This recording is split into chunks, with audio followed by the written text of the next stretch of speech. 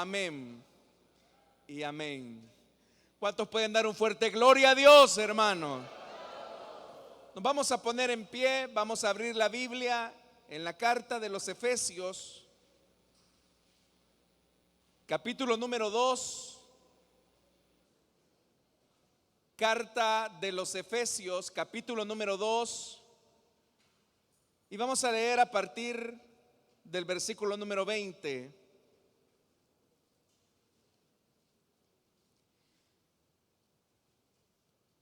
Vamos a leer hasta el versículo 22. La palabra de Dios nos dice en Efesios capítulo número 2, versículo 20: edificados sobre el fundamento de los apóstoles y los profetas, siendo Cristo Jesús mismo la piedra angular, en él todo el edificio bien armado se va levantando para llegar a ser un templo santo en el Señor.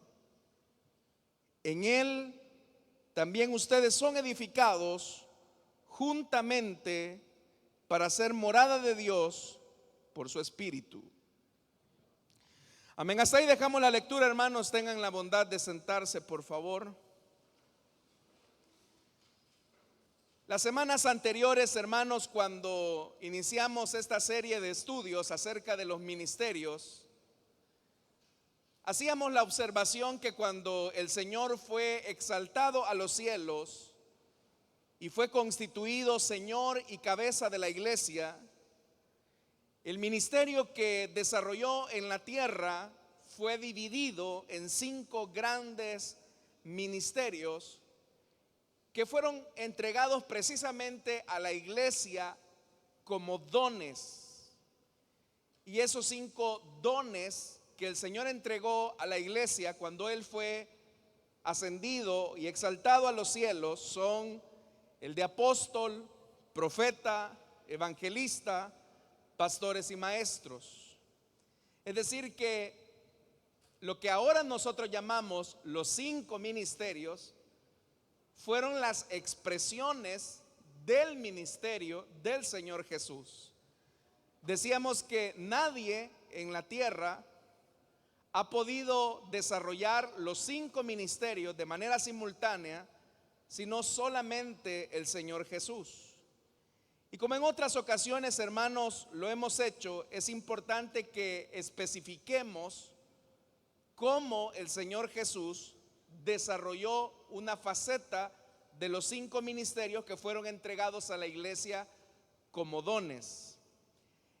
Para comenzar, hermanos, en esta noche quiero hablar acerca del ministerio de profeta.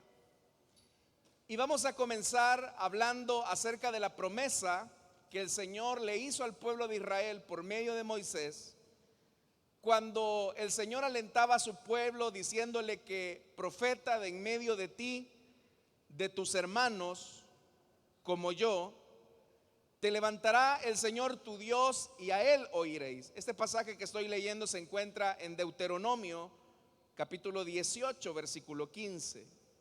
Y vea lo que el Señor anticipa a través de la llegada del profeta que sería como Moisés. Y usted sabe que dentro del judaísmo a Moisés se le estima como un gran profeta. Pero vea lo que dice Deuteronomio capítulo 18, versículo 15. Profeta de en medio de ti, de tus hermanos, como yo, te levantará Jehová tu Dios y a Él oiréis, conforme a todo lo que pediste al Señor tu Dios en Horeb el día de la asamblea, diciendo: no vuelva yo a oír la voz del Señor mi Dios, ni vea yo más este gran fuego, para que no muera. Y el Señor me dijo: han hablado bien en lo que han dicho. Profeta les levantaré de en medio de sus hermanos como tú, y pondré mis palabras en su boca, y él las hablará todo lo que yo le mandare. Mas a cualquiera que no oyere mis palabras, que él hablare en mi nombre, yo le pediré cuenta. Entonces usted puede notar, hermanos y hermanas, que es Dios mismo el que está definiendo el ministerio de profeta. Porque el profeta es aquel que va a hablar en nombre de Dios, con una autoridad recibida. Todos sabemos que el propósito de los 5 ministerios es el de proporcionar unidad y crecimiento a la iglesia del Señor como cuerpo de Cristo. Es más, es lo que vimos en la carta de los Efesios, en el capítulo 4, cuando dice el Señor que a fin de perfeccionar a los santos, el Señor entregó los ministerios.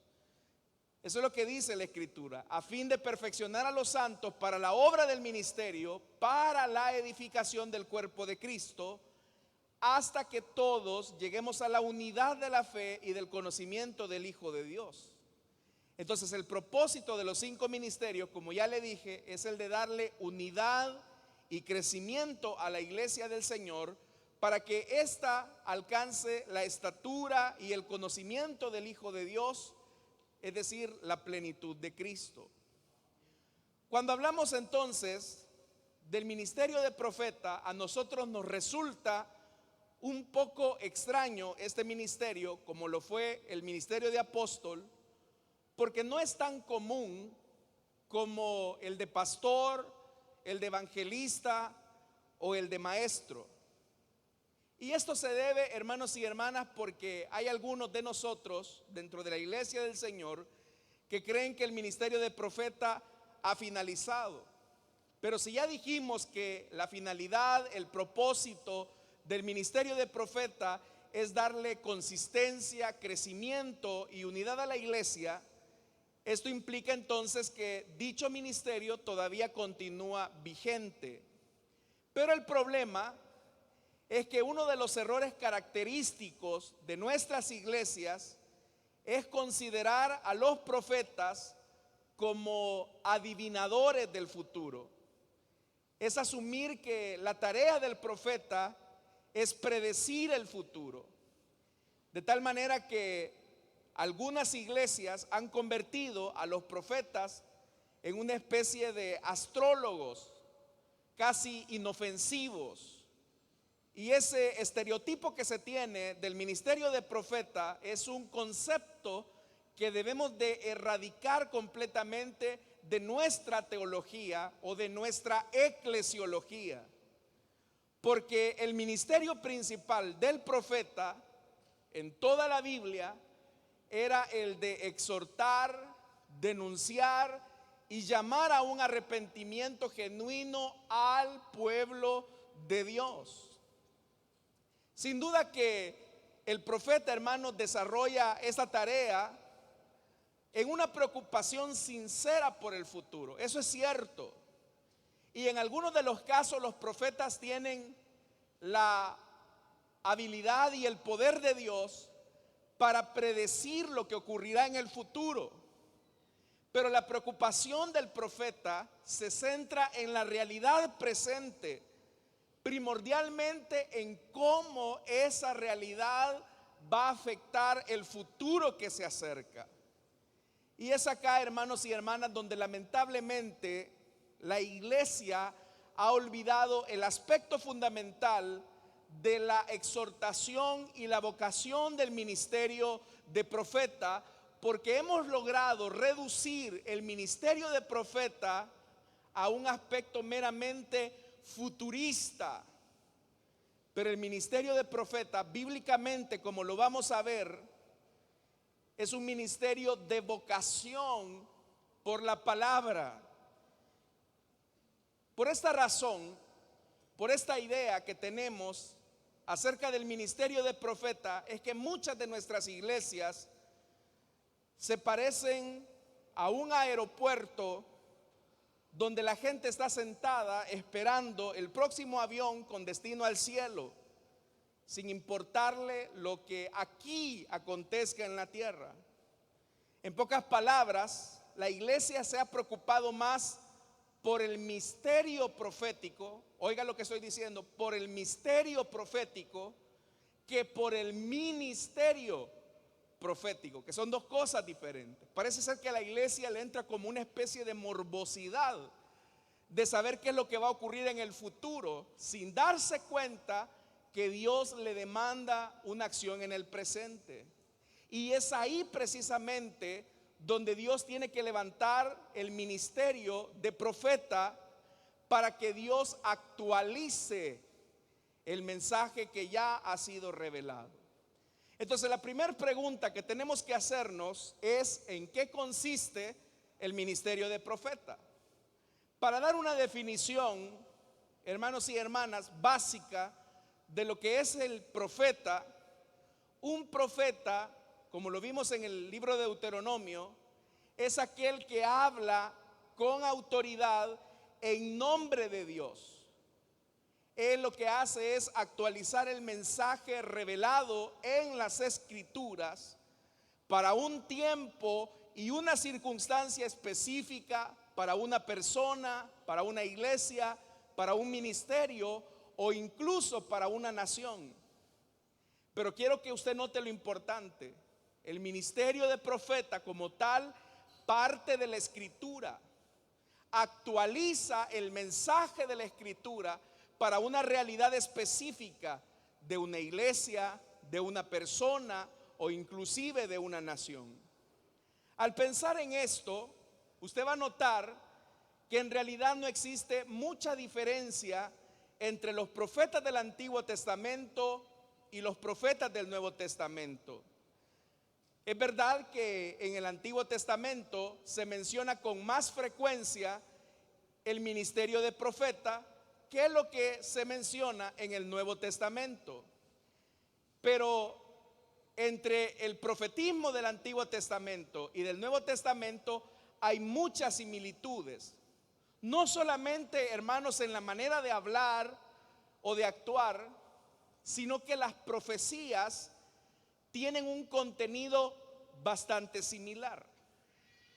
Para que tengamos una idea, quiero mencionarles dos ejemplos de similitudes que existen en el contenido de la profecía, tanto en el Antiguo Testamento como en el Nuevo Testamento, Antiguo y Nuevo Testamento.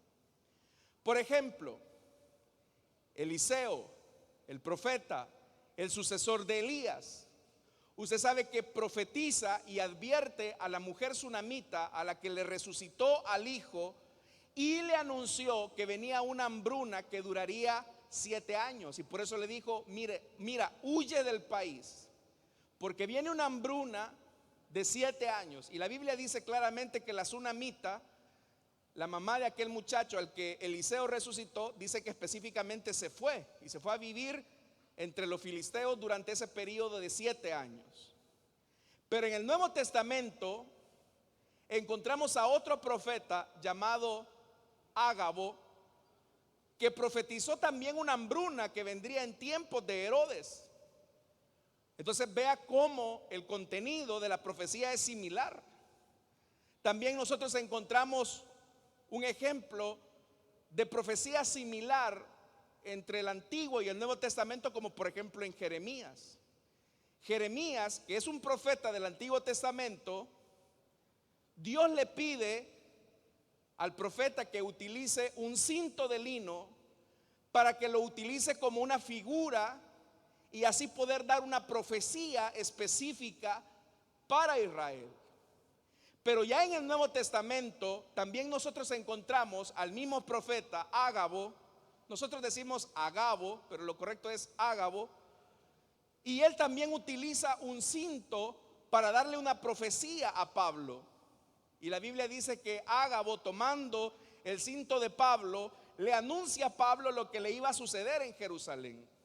Entonces usted puede notar que el contenido de la profecía del Antiguo Testamento como del Nuevo Testamento coincide en la forma en cómo se expresa o se manifiesta ese mensaje. Entonces significa que el profeta del Nuevo Testamento sigue el modelo o el patrón del profeta del Antiguo Testamento.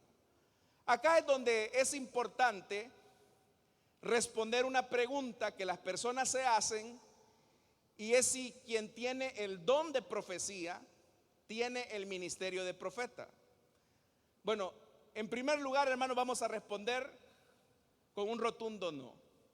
No es lo mismo tener el don de profecía que el ministerio de profeta. Porque la profecía como don es un don del Espíritu Santo, como cualquiera de los otros dones que se mencionan del Espíritu.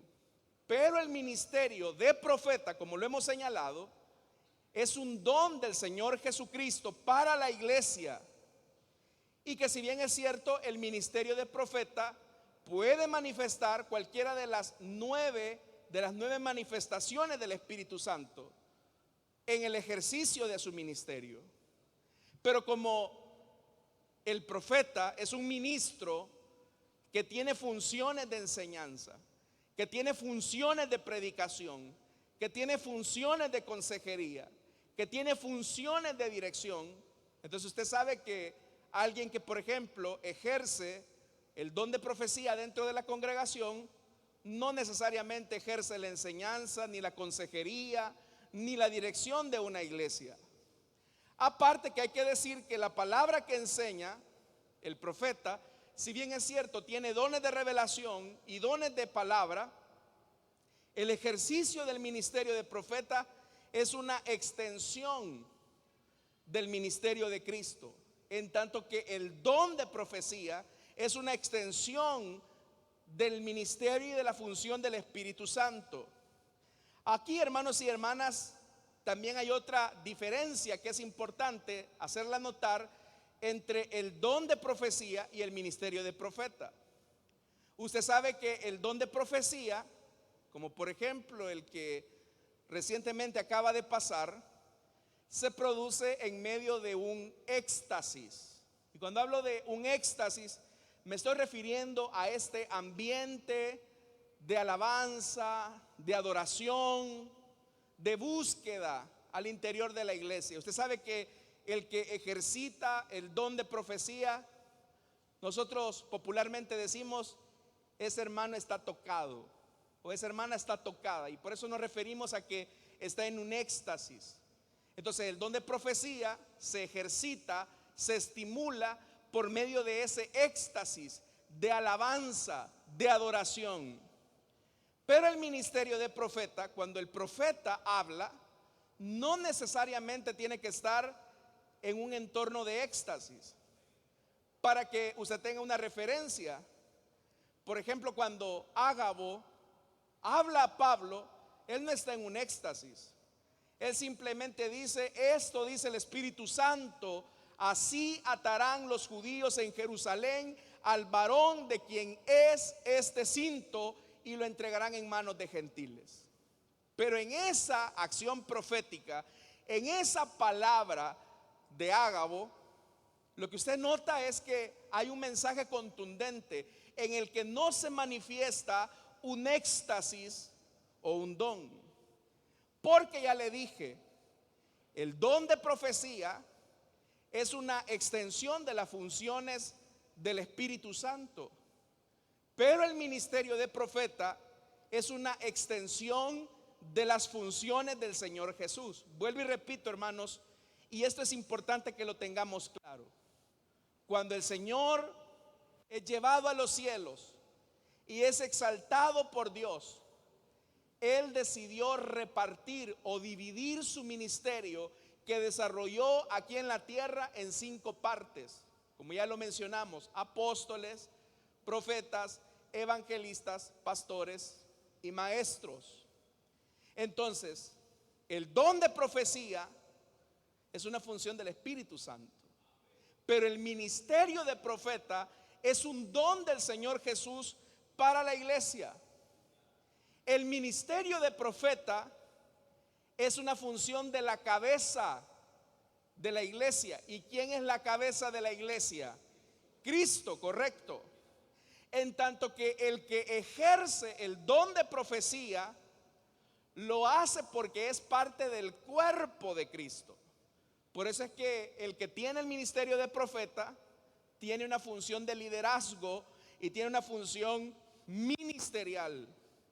Ahora, surge la pregunta, ¿por qué es tan importante, hermano, que haya ministerio de profeta hoy en día. Como ya le dije, normalmente cuando escuchamos la palabra profeta, casi siempre la relacionamos con predicciones de futuro. Y para nosotros un profeta es el que predice el futuro, es el que nos dice algo del futuro.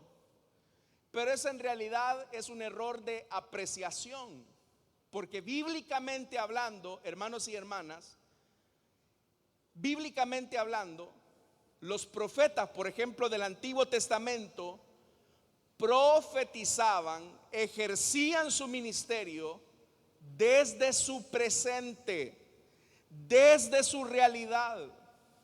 Es verdad que el profeta en muchas ocasiones podía predecir elementos del futuro, pero la inmensa mayoría de las profecías que hablaba el profeta tenía que ver con una realidad específica que estaba viviendo el pueblo de Israel, el pueblo de Dios, en relación a una circunstancia específica. Solo para que tenga usted una idea, hermanos, y para que nos saquemos esa mentalidad de que el ministerio de profeta tiene que ver con predicciones del futuro. Se sabe que del 100% de profecías que emitieron los profetas del Antiguo Testamento, el 90% de ellas tenían un mensaje específico en el presente en que estaban ejerciendo su ministerio. Y un 10% de las profecías tenía que ver con el futuro. Entonces usted puede notar que esto coincide con la definición que hemos dado del ministerio de profeta, porque un profeta es aquel que habla en nombre de Dios, que actualiza el mensaje revelado de la Escritura para un tiempo y una circunstancia específica. Digo esto porque lamentablemente, así como se ha manoseado el ministerio de apóstol, también se ha manoseado el ministerio de profeta. Y los profetas, pseudo profetas, que hoy se mencionan y que son muy populares en redes sociales, más que todo, hermanos, enfrascan su mensaje en una especie de chamanismo, algo así con mezclado de espiritismo, pero ellos ni actualizan el mensaje bíblico, ni tratan la manera de volcar la voluntad del pueblo o de la iglesia en primer lugar a la voluntad de Dios, sino que hablan a partir de sus retorcidos corazones. En el ejercicio profético, tanto del Antiguo Testamento como del Nuevo Testamento, el valor del ministerio del profeta es que siempre, con el ejercicio de su ministerio, actualizaba el mensaje que ya fue revelado en la Biblia para amonestar primeramente al pueblo de Dios. Y ese era el valor que incluso tenía en el Nuevo Testamento. Para que tengamos una idea de cómo el profeta actualizaba el mensaje ya revelado, le invito a que me acompañe en la carta de los Efesios en el capítulo número 3. ¿Están acá, hermanos? Efesios capítulo 3, versículo 4. Oiga esto, lo que dice el escritor. Efesios capítulo 3, versículo 4 dice: al leer esto podrán darse cuenta de que comprendo el misterio de Cristo. Verso 5: ese misterio que en otras generaciones no se les dio a conocer a los seres humanos. O sea, el misterio ya estaba ahí. La profecía de Cristo ya estaba ahí, escrita en la palabra de Dios. Pero vea lo que dice el verso 5: ahora se les ha revelado por el Espíritu a los santos apóstoles, ¿y qué dice? Y profetas de Dios. Entonces vea lo que está diciendo Pablo. El misterio de Cristo ya estaba ahí en la Escritura, pero el Señor no había querido dárselo a conocer a los seres humanos. Pero cuando el Señor ascendió a los cielos, a la diestra de la majestad del Padre, y Él dividió su ministerio en estos 5 grandes ministerios, a los profetas y a los apóstoles les dio la función de revelar aquel misterio que a las generaciones pasadas les fue ocultado. Entonces, ¿cuál es el valor que tiene el ministerio de profeta? Es que actualiza la palabra de Dios para una circunstancia específica. Y por eso, hermanos, es que la lectura con la que iniciamos la enseñanza esta noche dice: edificados. ¿Sobre qué? ¿Sobre qué está edificada la iglesia? Edificados sobre el fundamento de los apóstoles y los profetas. Pero ¿cuál es el punto de edificación? ¿Qué es lo que sostiene la profecía, en este caso del ministerio de profeta? Ese versículo 20 lo dice: siendo Cristo mismo la piedra angular. Esto es importante que lo notemos, porque el profeta no es que viene a inventar nuevas enseñanzas. Y por eso es que yo le decía a usted al principio que tenemos que quitarnos esa idea de que el profeta es el que adivina el futuro, el que predice lo que va a suceder en 20 años. El profeta lo que hace es hablar de la palabra de Dios y traer un mensaje nuevo. El profeta lo que hace, hermanos y hermanas, es revestirse de la Escritura, no inventar de la Escritura. Entonces, siendo que la Escritura ya fue revelada, ¿por qué es tan necesario el ministerio de profeta hoy en día? ¿Por qué la iglesia del Señor necesita el ejercicio de verdaderos profetas? Por lo que ya le dije, el profeta, hermanos, lo que hace es actualizar la palabra de Dios a la iglesia. El profeta lo que hace es demandar a la iglesia una actitud correcta frente a la palabra de Dios. Entonces el mensaje anunciado por el ministerio de profeta es como ese nutriente que saca de la comodidad de enanismo a la iglesia. Si bien es cierto, y ya lo dijimos, que los 5 ministerios le dan unidad, le dan crecimiento a la iglesia, el ministerio de profeta lo que hace es darle ese nutriente a la iglesia para salir de esa comodidad. Porque nosotros como iglesia, de repente, hermanos y hermanas, podemos acomodarnos e incluso acomodar el mensaje de la palabra de Dios a nuestra conveniencia, como ocurría, por ejemplo, en el Antiguo Testamento. Pero el ministerio profético implica para la iglesia participar de una palabra que es irresistible, porque parte de la palabra de Dios. Entonces, si en alguien nosotros vamos a identificar como profeta válido, o como aquel que de verdad ha recibido un llamamiento santo de parte de Dios, es aquel que tiene un sentido profundo del poder de la palabra de Dios que ya ha sido revelada. El verdadero ministro que ha recibido la comisión de ser profeta, lo que hará es revitalizar a la iglesia por medio de la palabra de Dios, para que la iglesia tenga una actuación coherente con el mensaje cristiano.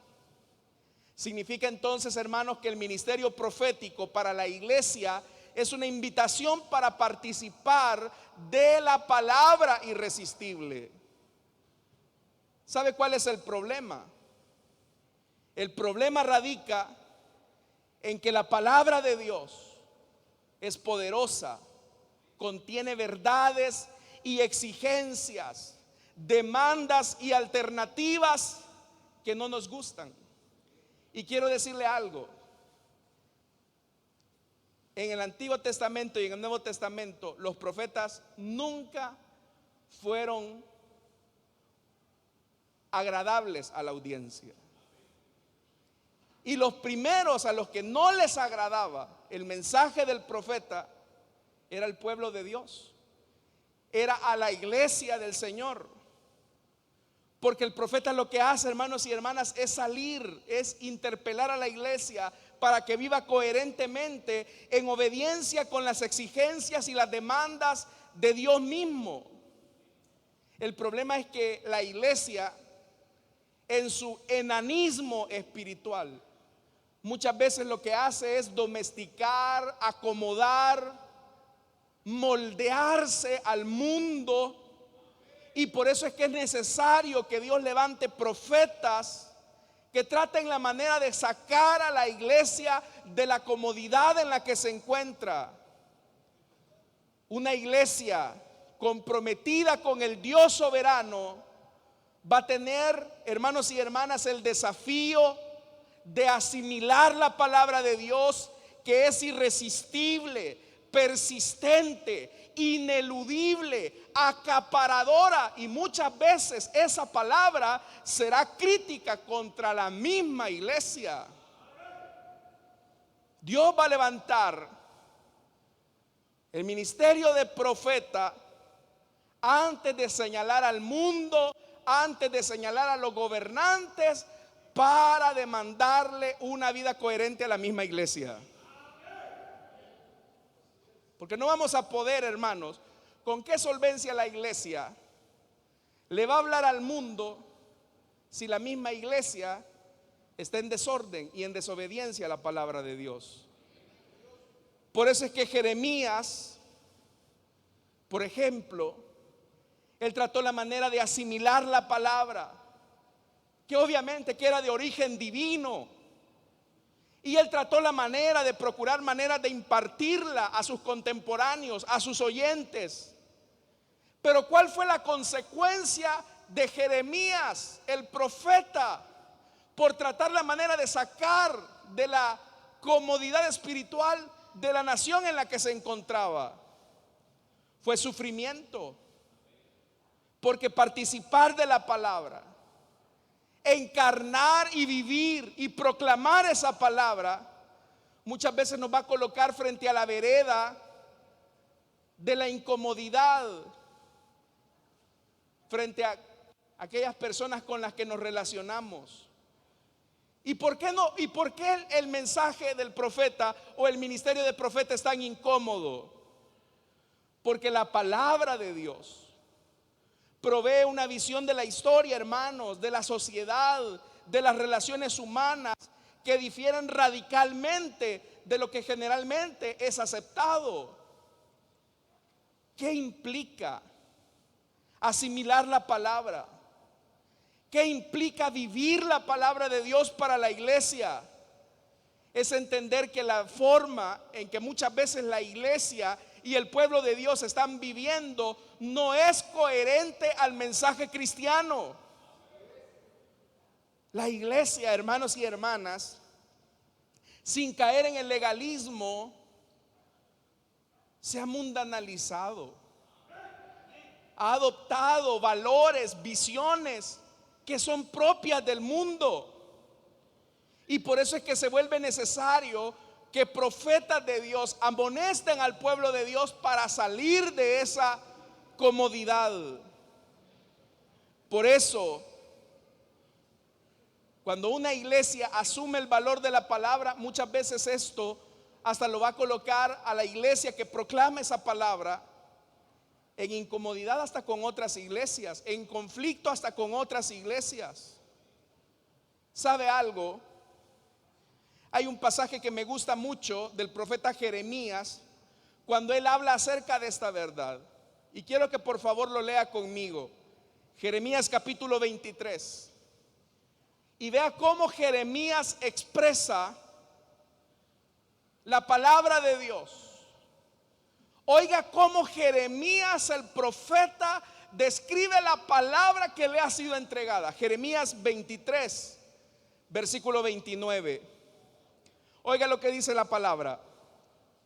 ¿No es acaso mi palabra como fuego y como martillo que pulveriza la roca? Afirma el Señor. Por eso, oiga, por eso yo estoy en contra de los profetas que se roban mis palabras entre sí. Afirma el Señor. Yo estoy en contra de los profetas que sueltan la lengua y hablan por hablar. Afirma el Señor. Yo estoy en contra de los profetas que cuentan sueños mentirosos y que al contarlos hacen que mi pueblo se extravíe con sus mentiras y sus presunciones, afirma el Señor. Yo no los he enviado ni les he dado ninguna orden. Son del todo, ¿qué dice? Inútiles para este pueblo. Gente que anda inventando sueños, experiencias supuestas con el Señor, y lo que hacen es sacar de norte a la iglesia para tener una vida de desobediencia a la palabra. ¿Sabe cuál era el problema de la época de Jeremías? Que también es un problema que vivimos hoy en día nosotros como iglesia. Que así como es de bendición un verdadero y auténtico ministerio de profeta, así como el ministerio de profeta se vuelve un nutriente de crecimiento para la iglesia, también así de nocivo es un falso ministerio de profeta, porque puede torcer completamente al pueblo de Dios. En época de Jeremías, los falsos profetas anunciaban paz, paz, cuando en realidad no había paz.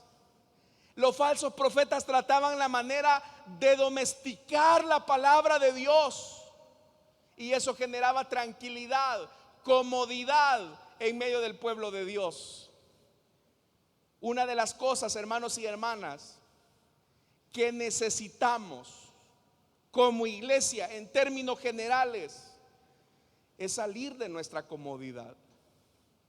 Y esa comodidad implica que asumamos el desafío de la palabra, aun cuando esa palabra nos lleve frente a Herodes y nuestra cabeza salga rodando. Por eso, hermanos y hermanas, Dios necesita el ministerio de profeta. Él utiliza el ministerio de profeta, pero vea que el profeta no es aquel que se para a inventar tonteras, no es aquel que se pone a predecir tonteras como: el Señor me ha revelado que en 2025, en el mes de junio, va a venir Él, contradiciendo totalmente la palabra de Dios, que dice que del día y ni la hora ni el Hijo de Dios lo sabe, sino el Padre, para su solo conocimiento. Pero hay gente que aparece con esas ideas y uno dice: ¿y habrá gente que lo sigue? Claro, porque para todo roto siempre hay un descosido. Pero el verdadero ministerio de profeta es el que le dice a la iglesia, al pueblo de Dios: hey, iglesia del Señor, no están caminando rectamente delante de Dios. El verdadero ministerio de profeta es el que amonesta a los siervos de Dios y les dice: hey, están teniendo una vida que no honra el llamamiento que el Señor les ha hecho. Y si usted me pregunta, hermano, ¿y usted conoce a alguien que haya ejercido el ministerio de profeta? Yo podría mencionar solo uno, hermanos. Y lamentablemente, bueno, lamentable para la iglesia, bien para él, porque hoy ya está en la presencia del Señor. Y fue el pastor David Wilkerson. Tal vez usted lo recordará por aquella famosa película de La Cruz y el Puñal, donde aparece el famoso expandillero Nicky Cruz, ¿se recuerdan? El pastor que llevó a la conversión a este expandillero fue el pastor Wilkerson. Pero David Wilkerson, hermanos y hermanas, amonestaba a la iglesia a no tener una vida de frialdad, de comodidad. Y su ministerio básicamente fue un ministerio de señalamiento a la iglesia estadounidense, porque usted sabe que en los países del primer mundo la iglesia se ha acomodado. Hoy, hermanos y hermanas, donde en un momento hubo un avivamiento, un fuego de Dios, la palabra se ha domesticado al punto que simplemente son terapias de consuelo religioso para las masas. Pero esas terapias no confrontan el pecado, no amonestan a la iglesia a tener una vida de santidad y de coherencia con las exigencias de Dios. Lamentablemente, los predicadores más populares están en esa misma línea y son admirados y aplaudidos por la iglesia. Pero Jeremías, hermanos y hermanas, recibió una comisión santa. Fíjese esto, hermanos, volviendo a Jeremías en el capítulo 1, cuando se habla acerca del llamamiento de Jeremías. Vea lo que dice Jeremías capítulo 1, versículo 9. Oiga lo que dice el Señor. Es Jeremías el que está contando su llamado. Jeremías 1, versículo 9. Luego extendió el Señor la mano y tocándome la boca me dijo: he puesto en tu boca mis palabras. ¿Qué es lo que puso en la boca de Jeremías? La palabra. Y lo que menos tienen estos pseudo profetas modernos de hoy en día es palabra de Dios. Son inventos de ellos. Pero dice más adelante: mira, hoy te doy autoridad sobre naciones y reinos, para arrancar y derribar, para destruir y demoler, para construir y plantar. ¿Qué significa esto? ¿Cómo hacerlo? ¿Qué significa que Jeremías tiene autoridad sobre las naciones y sobre los reinos? Para arrancar y derribar, para destruir y demoler, para construir y plantar. ¿Será que el Señor está llamando a Jeremías a una marcha política en las calles de Jerusalén? ¿Será que Dios está llamando a Jeremías a formar un nuevo partido político? ¿Será que Dios está llamando a Jeremías para irle a dar vuelta al centro de gobierno y llevar pancartas? Aquí por eso es que es importante la pregunta: ¿qué fue lo que Dios le puso en la boca de Jeremías? ¿Qué fue lo que Dios puso? Su palabra. Lo que puede transformar la vida de los individuos y las sociedades es la palabra de Dios. Es la bendita palabra de Dios. Porque esto de derribar mundos viejos y crear nuevos mundos implica, hermanos y hermanas, una tarea de redescribir las relaciones del mundo. Hoy en día, las iglesias en cada momento y en cada país viven diferentes circunstancias específicas, pero se demanda de siervos comprometidos, no con una ideología, sino con la palabra de Dios. Y por eso le digo, nunca el ministerio de profeta fue bien recibido en el pueblo de Dios. Por eso es que cuando Jesús en algún momento les encaró a los fariseos, a los religiosos, porque ellos decían: ah, si nosotros hubiésemos estado en época de nuestros padres, no hubiésemos asesinado a los profetas. Y Jesús les dice: al hacer esta afirmación, ustedes también se vuelven cómplices de sus padres. Por eso, hermanos y hermanas, el valor que tiene la palabra de Dios en el ministerio cristiano es de vital importancia para el crecimiento y la unidad de la iglesia. Puede ser que acá nosotros tengamos diferentes puntos de vista en relación a ciertos aspectos de la vida, pero si en algo debemos de tener unidad y coherencia, es que la centralidad de la palabra de Dios es lo único que puede cambiar la vida de los seres humanos. Amén, hermanos.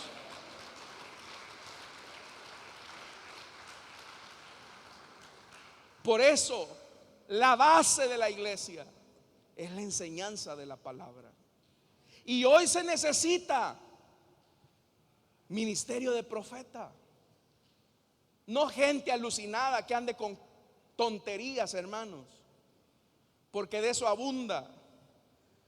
Recuerden una ocasión que una hermana me dijo: hermano, fíjese que me llevó a buscar un profeta a mi casa, me dijo. Y me dijo que en un vaso con agua echar pedacitos de Biblia, le pusiera un ajo y no sé qué otras cosas, y que me lo beba porque eso me va a sanar de mi cáncer, me dijo. ¿Y usted qué piensa?, me dijo a mí. Yo le dije a usted: ¿y usted qué cree? ¿Qué es lo que le dice la Biblia? ¿A dónde los apóstoles hicieron semejante tontería? No, yo no encuentro nada. Es un charlatán, le dije. Es un charlatán. Pero el verdadero hombre de Dios, el verdadero profeta de Dios, es el que siempre le está diciendo a la iglesia: hey, iglesia, vuelvan a la palabra, vuelvan a la obediencia, vivan una vida coherente, porque su testimonio es el mejor mensaje que pueden darle a un mundo perdido que vive sin esperanza. Amén, hermanos. Quiere el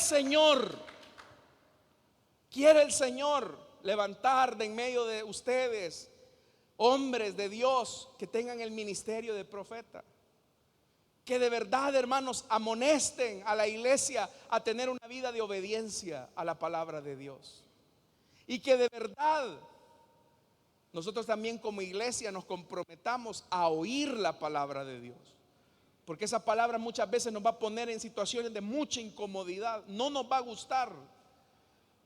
Pero acá, hermanos y hermanas, lo importante es que si lo que se está diciendo se fundamenta en la escritura, sus opiniones personales valen menos que un alfiler.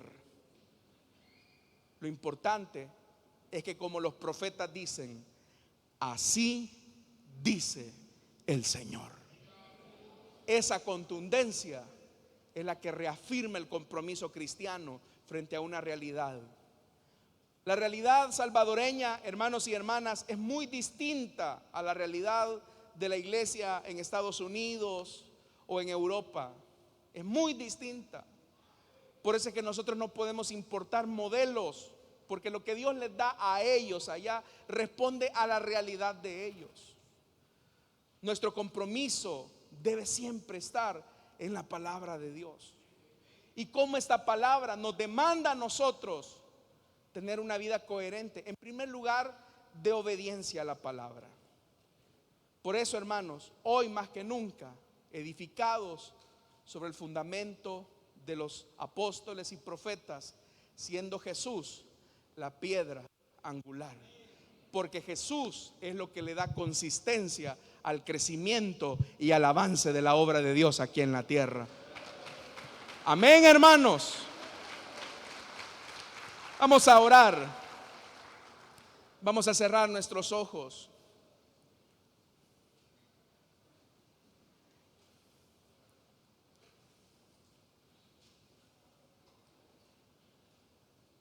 Y teniendo nuestros ojos cerrados y nuestro rostro inclinado,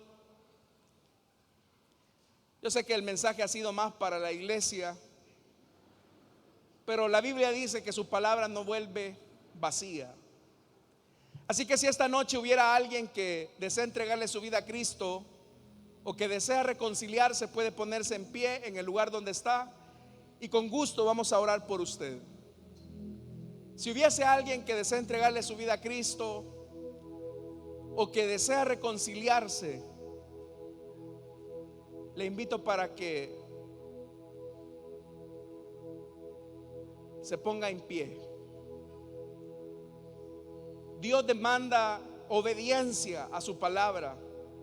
Y muchas veces cuando nos acomodamos, Dios tiene que enviar hombres de Dios, ungidos por Dios, para decirnos: estás mal, estás caminando mal, estás torcido. Y es ahí donde la obediencia a la palabra de Dios es lo que determina un cambio en la vida. Si hubiera alguien esta noche que desea entregarle su vida a Cristo o desea reconciliarse, póngase en pie, vamos a orar. Si no lo hay, hermanos, cada quien sabe cómo está viviendo su fe, pero la palabra de Dios es la misma. Su Espíritu Santo, quien la inspiró, nos demanda obediencia. No podemos pretender arreglar el mundo cuando nuestra vida es una vida de incoherencia a la palabra. No son las ideologías las que cambian a los hombres. No son los movimientos sociales los que transforman las sociedades. Es la obediencia a la palabra de Dios, que demanda del pueblo de Dios ser sal y ser luz. Porque ante un testimonio vivo de la palabra, nadie puede resistirse. Oremos. Padre que estás en los cielos,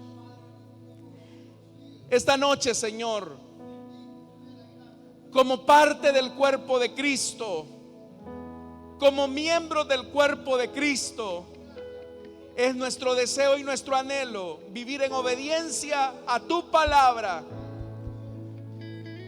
Pero esta noche, Señor, tú nos demandas una vida de compromiso frente a ella. Ayúdanos a nosotros para ser ese baluarte y columna de la verdad frente a un mundo que vive en mentiras.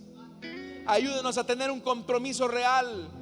Ayúdanos a asumir el rol profético como tú lo enseñas en tu palabra. Pero ayúdenos a tener una exigencia sincera con nosotros mismos. Es nuestra petición en Cristo Jesús. Amén. Oramos también, Señor, por nuestras ofrendas y nuestros diezmos. No te damos de lo que nos sobra. No te damos por necesidad. No te damos por tristeza, sino que te damos por gratitud, por reconocimiento a que tú eres nuestro Señor y nuestro sumo sacerdote. En Cristo Jesús recibe nuestras aportaciones. Amén y amén. Pueden pasar nuestros hermanos y nosotros cantamos.